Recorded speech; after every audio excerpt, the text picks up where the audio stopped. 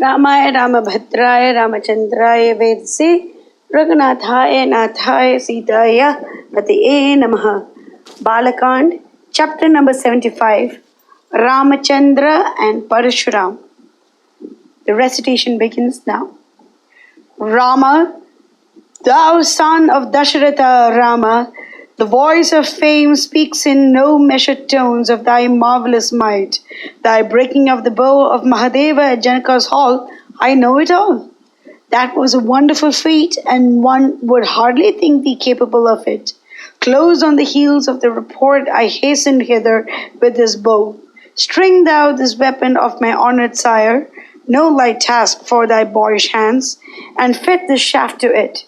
Then shalt thou convince me of thy boasted might, and then shall I be pleased to offer thee the coveted honor of battle with me, for thy valor would then entitle thee to be so distinguished.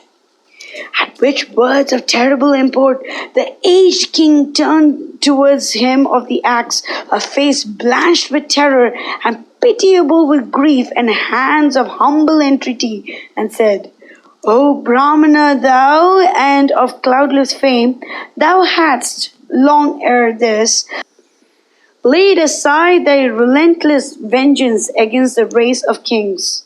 With raised hands I implore thee to harm not my innocent ones. Of the race of Bhrigu thou comest, men renowned for saintly wisdom and chaste vows. Thy word thou passed unto the Lord of the celestials, and laid aside thy weapon of wrath. Thou betookest thyself to the paths of peace and righteousness, made over the earth that was thine by conquest unto Kashyapa, and sought the quiet solitudes of Mahendra. And lo, here hast thou come to ascend us all along the path of destruction. For doubt not that we will outlive Rama, our life and soul, if any harm should light on his fair head. But Parashurama seemed to ignore him and his words, and addressed himself again to Rama.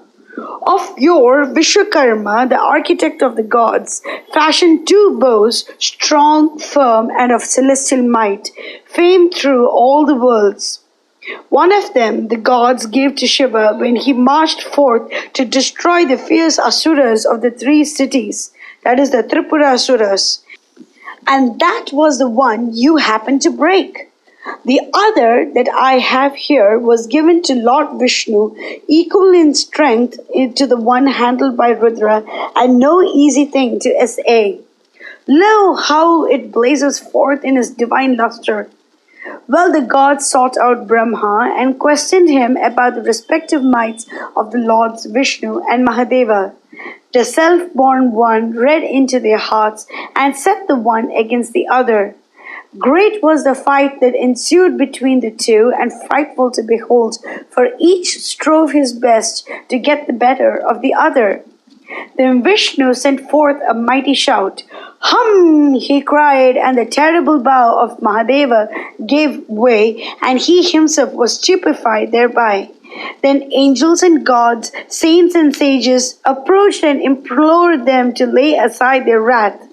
When they beheld the bow of Shiva break before the might of Vishnu, the shadow of doubt that lurked in the hearts of the gods vanished, and Vishnu stood the mightier of the two.